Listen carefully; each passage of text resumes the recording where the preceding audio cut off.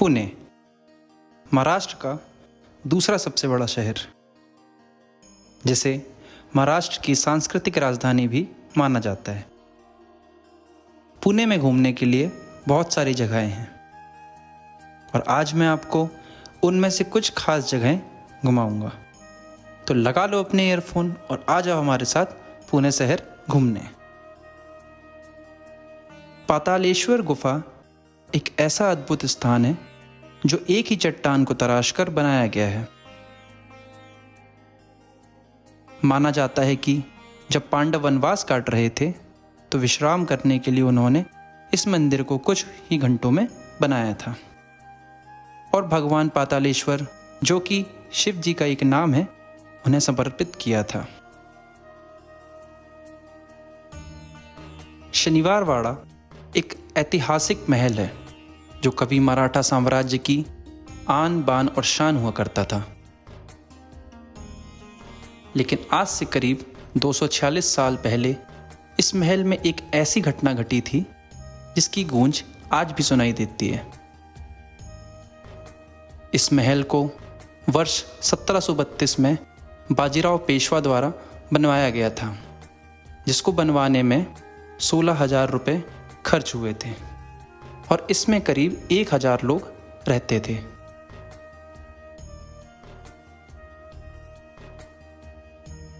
और 30 अगस्त 1773 की रात 18 वर्षीय नारायण राव की षड्यंत्र करके इस महल में हत्या कर दी गई थी, जो मराठा साम्राज्य के 9वें पेशवा बने थे। कहा जाता है कि उनके चाचा ने ही उनकी हत्या करवाई थी। स्थानीय लोगों का कहना है कि आज भी अमावस की रात महल में किसी की दर्द भरी आवाज़ सुनाई देती है, जो बचाओ बचाओ चिल्लाती है। ये आवाज़ नारायण राव की ही है।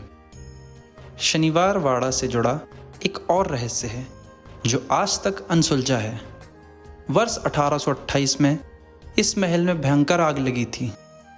लकड़ी से बने होने के कारण यह आग 7 दिनों तक जलती रही, जिसकी वजह से महल का बड़ा हिस्सा जल गया था। अब यह आग कैसे लगी थी इसके बारे में कोई नहीं जानता। महल से हाइट पे होने के कारण कुछ हिस्सा आज भी सुरक्षित बच गया है, जिसे देखकर हम अंदाज़ा लगा सकते हैं कि यह महल कितना भव्य रहा होगा। हमारे इतिहास में छत्रपति शिवाजी महाराज की बहुत ही अहम भूमिका रही है और ये महल उनके ही जीवन से जुड़ा हुआ है। लाल रंग होने के कारण इस महल का नाम लाल महल पड़ा। शिवाजी महाराज बचपन में करीब 15 वर्ष इसी महल में रहे थे। शिवाजी महाराज की सईबाई के साथ शादी इसी महल में हुई थी। बताया जाता है कि यहीं शिवाजी और शाइस्ता खान के बीच मुठभेड़ हुई थी और उन्होंने खिड़की से भागने की कोशिश कर रहे शाइस्ता खान की उंगलियां काट दी थी। यहाँ चित्रों और प्रतिमाओं के जरिए शिवाजी महाराज के बचपन को दर्शाया गया है। महल के भीतर के दीवारों पर शिवाजी महाराज के जीवन से जुड़ी कई बड़ी पेंटिंग्स लगाई गई हैं।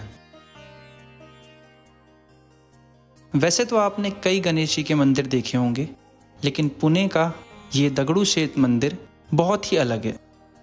ऐसा कहा जाता है कि दगड़ू सेठ हलवाई कलकत्ता से पुणे मिठाइयों का व्यापार करने आए थे। उनकी पत्नी और बेटा भी साथ में पुणे आए थे।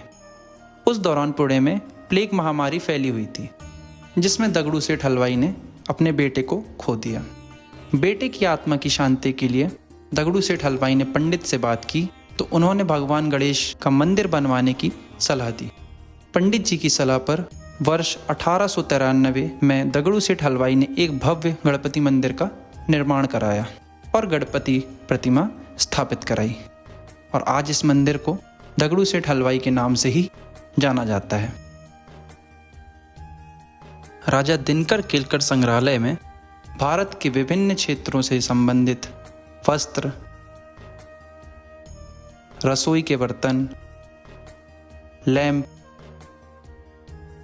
संगीत वाद्य यंत्र, मूर्तियाँ, हथियार, कवच और अन्य चीज़ें प्रदर्शित है। संग्रहालय का एक मुख्य आकर्षण है पुनः निर्मित मस्तानी महल। संग्रहालय के परिसर में महल के एक हिस्से का पुनर्निर्माण किया गया है। संग्रहालय में 20,000 से अधिक वस्तुओं का संग्रह है, जिसमें से लगभग 2,500 को प्रदर्शन के लिए रखा गया है। तो ये थी पुणे की मुख्य घूमने की जगह, जहां आप अपने वीकेंड मनाने और परिवार के साथ एंजॉय करने जा सकते हैं। I hope you enjoy the vlog. मिलते हैं नेक्स्ट व्लॉग में न्यू प्लेस और न्यू एक्साइटमेंट के साथ। तब तक के लिए बाय बाय।